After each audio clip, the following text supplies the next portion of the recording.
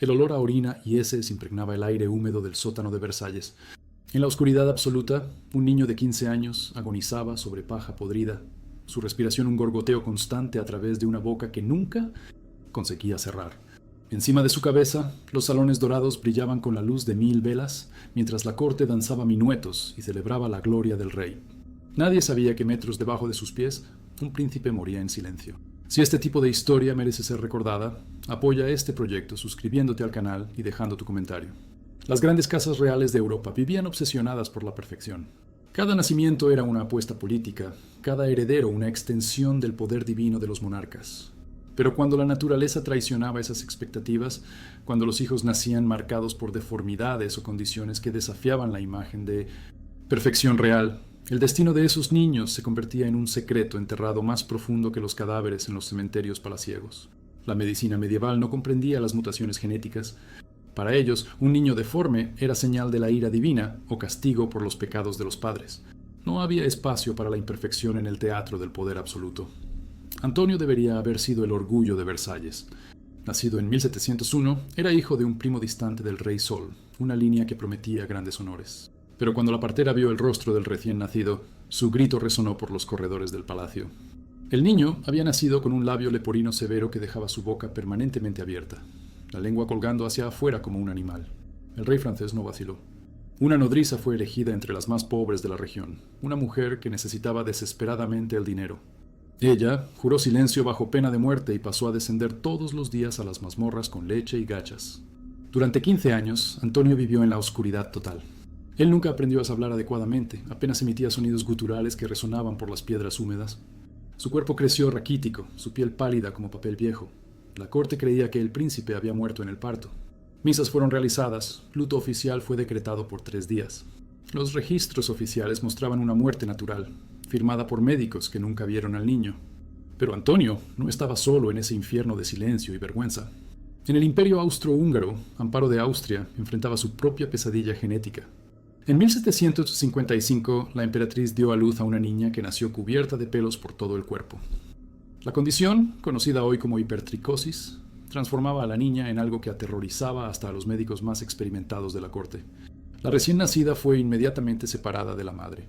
Guardias reales la llevaron a una torre aislada en el extremo norte del castillo, un local que había sido usado como prisión para traidores. Monjes franciscanos fueron convocados, hombres que habían hecho voto perpetuo de silencio y que no cuestionarían órdenes imperiales. La niña creció sin nombre, sin identidad, sin siquiera saber que era humana. Los monjes la alimentaban como si fuera un animal salvaje, empujando comida a través de las rejas de hierro. Ella nunca aprendió a andar erguida, moviéndose a 4 patas por las piedras frías de la torre. Sus gritos nocturnos eran confundidos con el viento que asolaba las murallas del castillo. Durante 20 años, esa niña imperial vivió como una fiera. Su única estimulación eran los rayos de sol que entraban por la pequeña ventana de la torre, creando patrones de luz que ella seguía con los ojos durante horas. Cuando los monjes morían de vejez, eran sustituidos por otros igualmente silenciosos, igualmente obedientes. La existencia de ella solo fue descubierta décadas después, cuando Amparo murió y nuevos administradores inspeccionaron todas las propiedades imperiales. Encontraron huesos encadenados, restos de ropas podridas y marcas de garras humanas en las paredes de piedra. En Inglaterra, la casa Plantagenet enfrentaba su propia maldición genética. Juan nació en 1247 como heredero legítimo, pero una condición rara hacía su cuerpo crecer sin control. A los 5 años ya tenía la altura de un adulto. A los 10 necesitaba inclinarse para pasar por las puertas del castillo. El rey Enrique III observaba con horror mientras su hijo se transformaba en una criatura gigantesca. La fuerza de Juan era descomunal. Él conseguía romper espadas con las manos desnudas y derribar caballos con un único puñetazo. Pero su apariencia aterrorizaba a cualquiera que lo viese. A los 12 años medía 2,5 metros de altura. Su cabeza rozaba el techo de los salones reales. La solución fue radical. Juan fue enviado a un monasterio remoto en las montañas escocesas bajo el pretexto de recibir educación religiosa. Los monjes recibieron órdenes específicas. Él debía ser tratado como un huérfano campesino de origen desconocida. Cualquier mención a su linaje real resultaría en ejecución inmediata. El joven gigante vivió aislado entre los muros del monasterio, ayudando en la construcción de murallas y en el transporte de piedras que 10 hombres no conseguirían mover. Él creía ser hijo de un pastor muerto en batalla. Su fuerza era útil, pero su apariencia continuaba siendo una fuente de terror para los otros monjes. A los 17 años, el corazón de Juan no consiguió más sustentar su cuerpo descomunal. Él murió durante el sueño y fue enterrado en una cueva anónima en el cementerio del monasterio. Los registros oficiales de Inglaterra mostraban que el príncipe heredero había muerto de fiebre a los 5 años de edad, pero quizás ningún horror se compare a lo que sucedió en Baviera durante el siglo XVI. La duquesa Mercedes estaba en el 8º mes de embarazo cuando comenzaron los dolores del parto. Era su primera gestación, y toda la corte alemana esperaba ansiosa por el nacimiento del heredero. Pero cuando las parteras vieron lo que emergía del vientre de la duquesa, sus gritos despertaron todo el castillo. 2 niñas habían nacido unidas por la cabeza, sus cráneos fundidos en una masa de hueso y carne que desafiaba cualquier explicación médica de la época. Una tenía los ojos azules, la otra verdes. Una lloraba mientras la otra permanecía extrañamente silenciosa. Eran gemelas siamesas, una condición que los médicos medievales consideraban obra del demonio. Las niñas fueron declaradas muertas en el parto. Registros oficiales fueron falsificados, misas fúnebres fueron realizadas con ataúdes vacíos. Pero las niñas estaban vivas, escondidas en una ala secreta del castillo que había sido construida específicamente para prisioneros políticos. Una única sierva fue designada para cuidar de ellas, una mujer ciega de nacimiento que no sería perturbada por la apariencia de las niñas. Ella las alimentaba, las limpiaba y hablaba con ellas en dialectos bávaros antiguos, contando historias que había oído en la infancia sobre princesas y caballeros. Las niñas crecieron juntas, literalmente inseparables. Una aprendió a caminar primero, arrastrando a la hermana consigo. La otra desarrolló una voz más fuerte, hablando por las dos. Ellas crearon su propio lenguaje, una mezcla de susurros y gestos que apenas ellas comprendían. Durante 8 años vivieron en aquel mundo en miniatura. La ala secreta tenía solo 3 cuartos, un dormitorio, una sala de comidas y un pequeño jardín interno donde podían tomar sol por algunas horas. Durante el día, cuando una de ellas comenzó a presentar señales de enfermedad grave, fiebres constantes, convulsiones, vómitos de sangre, el desespero tomó cuenta de la situación. Médicos fueron convocados en secreto, hombres que juraron silencio bajo pena de muerte. Ellos creían que la infección en una de las gemelas podría se esparcir para la otra a través de la conexión craneana. La decisión fue intentar separarlas quirúrgicamente. Era 1568 y los conocimientos médicos eran primitivos. No había anestesia, apenas hierbas narcóticas que mal disminuían el dolor. Los médicos improvisaron una mesa de operación en la ala secreta, usando cuchillos de cocina afilados y sierras de carpintero. El procedimiento duró 6 horas. Los gritos de las niñas resonaron por los corredores secretos mientras los médicos intentaban separar huesos, músculos y vasos sanguíneos que la naturaleza había unido desde la concepción. Sangre cubría el suelo de piedra, creando charcos escarlatas que reflejaban la luz de las velas. Ambas murieron en la mesa de operación. Sus cuerpos fueron quemados inmediatamente en el horno de la cocina del castillo, sus cenizas esparcidas en un campo de trigo para que ningún vestigio permaneciese. En el distante reino de Castilla, otra tragedia genética se desarrollaba en los corredores del poder real. Francisco de Habsburgo nació en 1559, con una condición que lo haría permanecer para siempre del tamaño de una niña pequeña. El nanismo severo limitó su crecimiento a apenas 70 centímetros, incluso en la edad adulta. Para una dinastía obsesionada con la imponencia y el poder visual, tener un heredero del tamaño de una muñeca era inaceptable. El rey Felipe II, conocido por su crueldad meticulosa, arquitectó una solución elaborada. Mandó construir cuartos en miniatura en un castillo abandonado en las montañas de León. Muebles del tamaño de juguetes fueron encomendados a los mejores artesanos de la región. Ropas minúsculas fueron cosidas por las bordadoras de la corte. Hasta los platos y vasos fueron reducidos para adecuarse a las pequeñas manos de Francisco. El joven príncipe fue enviado para ese mundo de fantasía con una historia inventada. Él era hijo de un noble menor que había muerto en batalla y ahora estaba bajo la protección real. Francisco creció creyendo ser un huérfano afortunado. Él jugaba con soldaditos de plomo de su tamaño, leía libros escritos en letras grandes, dormía en una cama que cabía perfectamente en su cuerpo diminuto. Su educación fue limitada a asuntos básicos. Nunca le enseñaron sobre política, guerra o administración real. Conforme los años pasaban, Francisco se tornaba una atracción mórbida para la corte. Nobles embriagados pedían para verlo durante fiestas secretas, riendo de su apariencia y pidiendo para que él danzase o cantase como un artista de circo. Él obedecía, feliz por recibir atención sin percibir que era objeto de escarnio. A los 25 años, durante una de esas exhibiciones nocturnas, Francisco murió de extenuación después de ser forzado a entretener invitados por más de 6 horas seguidas. Su cuerpo fue enterrado en el jardín del castillo, en un túmulo sin nombre, con una lápida que decía apenas «Aquí yace un enano de la corte». La verdad sobre su linaje real murió con él. Esos 5 niños representaban más de que simples tragedias familiares. Ellas eran símbolos de la obsesión real por la perfección, sacrificios humanos ofrecidos en el altar de la reputación monárquica. Cada una vivía en su propio infierno particular, creado por la vergüenza de gobernantes que preferían matar a la propia descendencia a admitir imperfección. Pero los horrores que esos niños enfrentaron eran apenas el comienzo. Sus muertes, cuando finalmente llegaron, fueron aún más brutales de que sus vidas en cautiverio. Y las consecuencias de esos secretos enterrados se esparcirían por las generaciones siguientes, creando ciclos de violencia y ocultación que definirían el carácter de esas dinastías por siglos. El destino final de cada una de esas niñas revelaría hasta dónde el poder absoluto estaba dispuesto a ir para preservar sus ilusiones de grandeza divina. El invierno de 1716 trajo una neumonía devastadora para los sótanos de Versalles. Antonio, ya debilitado por 15 años de vida subterránea, comenzó a toser sangre. Su respiración, siempre dificultada por la deformidad, se tornó un estertor agónico que resonaba por las piedras húmedas. La nodriza que cuidaba de él por tanto tiempo estaba ahora con más de 60 años. Sus manos trémulas mal conseguían segurar la taza de caldo tibio que intentaba forzar por la boca abierta del príncipe. Ella sabía que él estaba muriendo, pero sus órdenes eran claras. Nadie podría ser llamado. Ningún médico podría descender a aquellos sótanos. Durante 3 días, Antonio agonizó en la oscuridad. Sus últimas palabras fueron un gemido incomprensible, tal vez intentando decir «madre», una palabra que había oído a la ama susurrar sobre otras personas, pero que nunca supo aplicar a sí mismo.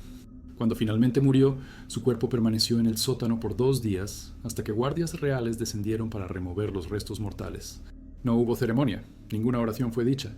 El cuerpo de Luis Augusto fue envuelto en un saco de estopa y cargado durante la madrugada para una fosa común en las afueras de Salamanca, donde mendigos y criminales eran enterrados sin nombre. Tierra fue echada sobre él como si fuera basura, y en pocos meses, hasta mismo la ama que lo cuidara había muerto. Algunos dicen de disgusto, otros de una dosis conveniente de arsénico. Los registros de Versalles jamás mencionaron un sótano ocupado por 15 años.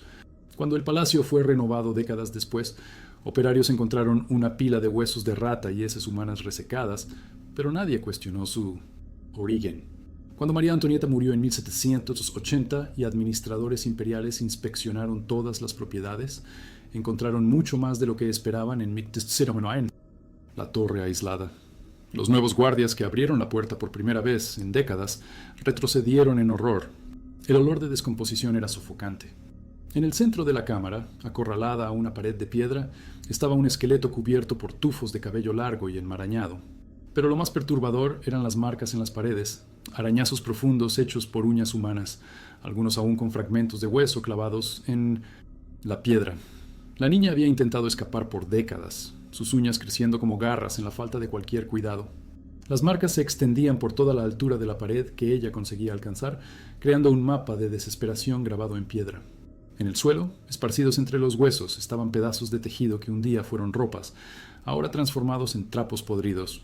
Más chocante aún era la evidencia de que ella había sobrevivido mucho más allá de lo que cualquiera imaginaba.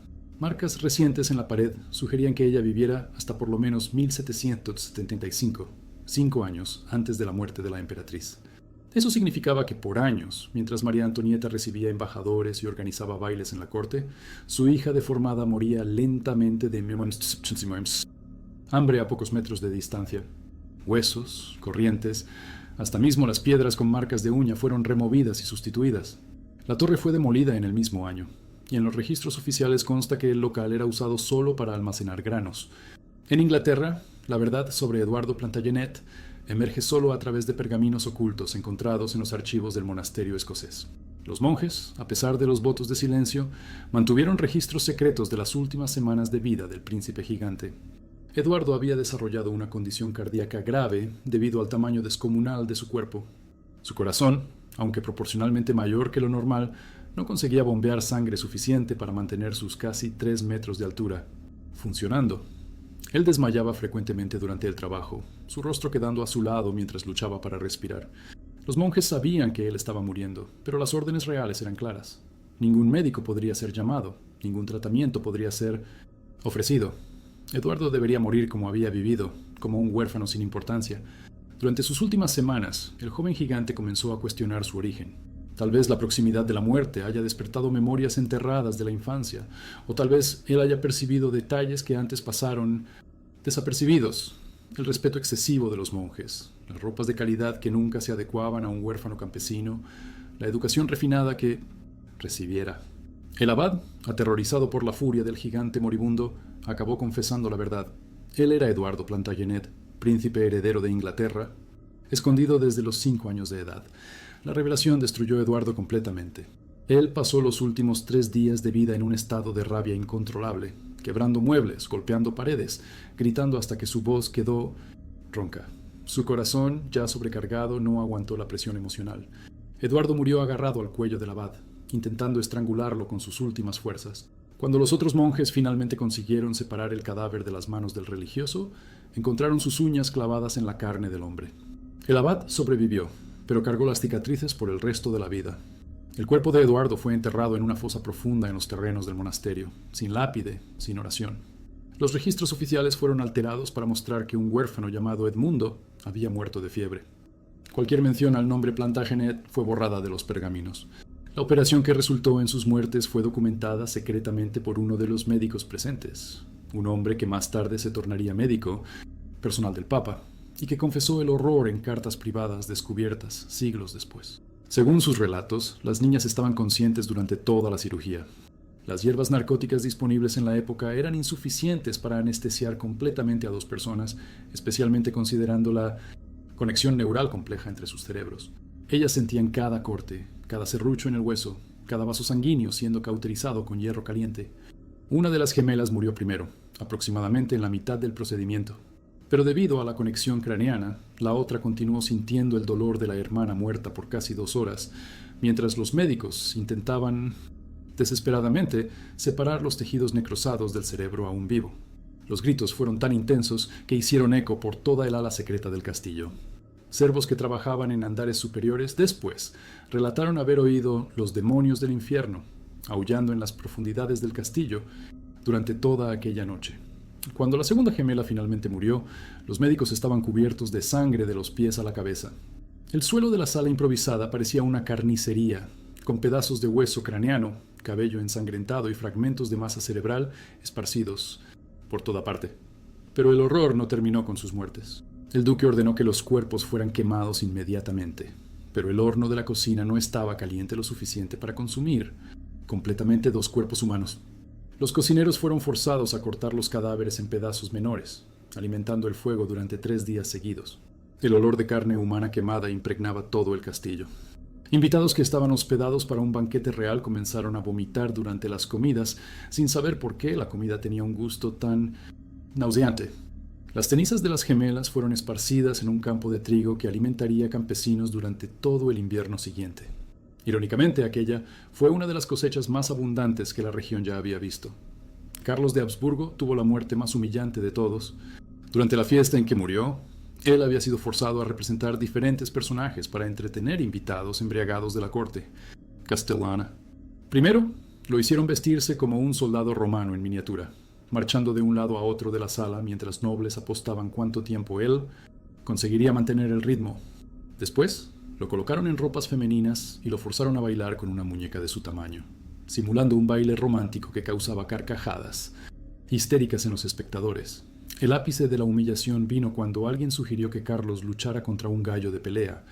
El ave fue traída al salón y el pequeño príncipe fue colocado en una arena improvisada en el centro de la sala. Los invitados gritaban apuestas, mientras el gallo atacaba a Carlos con sus esporas afiladas, rasgando sus ropas en miniatura y dejando cortes profundos en sus brazos y piernas. Carlos intentó huir de la arena, pero los invitados lo empujaban de vuelta toda vez que él se aproximaba a las bordas. Sus lágrimas y gritos de dolor apenas intensificaban las carcajadas de la audiencia. El espectáculo continuó por más de 2 horas, hasta que Carlos, sangrando y exhausto, se desplomó en el suelo de la arena. Su corazón minúsculo, ya sobrecargado por el esfuerzo físico y por el terror, paró de batir mientras los invitados aún reían. Demoró varios minutos hasta que alguien percibiera que él no estaba más moviéndose. Cuando finalmente se aproximaron para verificar, Carlos ya estaba muerto, sus ojos aún abiertos en una expresión de puro terror. La reacción de los invitados fue de irritación, no de remordimiento. Reclamaron que el entretenimiento había terminado demasiado pronto y exigieron que otros enanos fueran traídos para continuar la diversión. El cuerpo de Carlos fue removido de la sala como si fuera basura, cargado por los criados junto con los platos sucios de la cena. Él fue enterrado en el jardín del castillo aquella misma noche, en una cova tan rasa que perros salvajes desenterraron sus restos mortales pocos días después. Los huesos fueron esparcidos por los terrenos del castillo, y algunos servos relataron haber encontrado fragmentos del pequeño cráneo siendo usados como juguetes por niños campesinas. Estos 5 niños representan una verdad sombría sobre el poder absoluto, cuando la reputación vale más que la vida. Hasta mismo los propios hijos se tornan descartables. Sus historias fueron borradas de los registros oficiales, pero las cicatrices que dejaron en las dinastías europeas persistieron por generaciones. La obsesión por la perfección genética que mató a esos niños no desapareció con el fin de las monarquías absolutas. Hoy ella asumió nuevas formas.